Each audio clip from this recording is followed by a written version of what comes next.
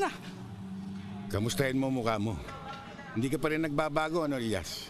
Hindi ka pa rin tumitigil sa mga panloloko mo, no? Pati mga kabataan na katulad ni PJ, pinapatulan mo. Nanding, excuse me. Si PJ nagamo sa akin eh. Di ako ba pinatulan yan? Pinagbigyan ko lang eh. Masama ba maging mapagbigay? Hindi, di ba? O ngayon, ako naman ang hahamon. Ako ang labanan mo.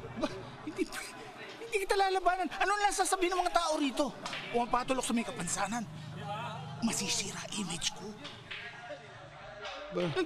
Pwede ba? Tayong dalawa na lang? Sino to? Ba't suot ito sapatos ni Badyon?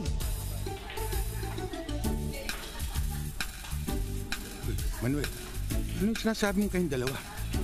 Ba, marunong ka bang magbilyar? Konti.